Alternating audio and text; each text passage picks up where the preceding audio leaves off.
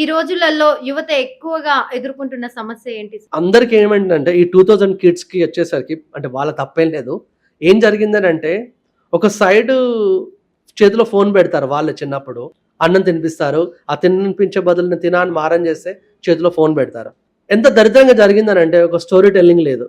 Okay, అంటే మనకు తెలిసి సిటీలలో చూస్తే నేను రీసెంట్గా ఒక సెలబ్రిటీ ఒక స్టోరీ విన్నాను. అతను ఏం చెప్తాడంటే పల్లెటూరులో ప్రేమలు ఎక్కువగా ఎందుకు ఉంటాయి అని చెప్తున్నప్పుడు పల్లెటూరులో 3 తరాల వాళ్ళు ఉంటారు. అంటే వాళ్ళ తాతయ్య, వాళ్ళ నాన్న, మనవాడు, అంటే 3 తరాలు ఉన్నాయప్పుడు అంటే ఈ అబ్బాయి వాళ్ళ నాన్న ఎలా చూసుకుంటున్నాడు, ఎలా అంటే వాళ్ళ ఆ అనుబంధం ఎలా ఉంది అన్నప్పుడు సేమ్ ఇక్కడ కూడా ఏం జరుగుతుంది అని అంటే మనం ఆలోచించాల్సింది ఏంటంటే ఈ ఫోన్ అడిక్టెడ్ వల్ల ఇతను ఈ ఫోన్ తోటే మాట్లాడుతున్నాడు, ఇతను ఈ ఫోన్ తోటే చేస్తున్నాడు. కమ్యూనికేషన్ లేదు. నేను చాలా మంది స్టూడెంట్స్ ని వాళ్ళ ప్రాబ్లం చూస్తున్నప్పుడు ఇంజనీరింగ్ ఇంగ్లీష్ మీడియం లో చదివి can you introduce your self అన్న ఓ డిగ్రీ చేసి అతన్ని ఇంట్రడ్యూస్ గురించి నువ్వు చెప్పు అన్న కూడా ఒక్క నిమిషం తన గురించి తను మాట్లాడలేకపోతున్నాడు. 15 సంవత్సరాల ఇంగ్లీష్ మీడియం చదివి కూడా నీ గురించి నువ్వు చెప్పు అంటే ఒక్క నిమిషం కూడా నీ గురించి నువ్వు ఇంగ్లీష్ లో మాట్లాడలేకపోతున్నావు. సో ఇది చాలా బాధాకరమైన విషయం. ఈ కమ్యూనికేషన్ లేకపోవడం వల్ల అంటే మీరు కనుక ఇప్పుడు గూగుల్లో సెర్చ్ చేస్తే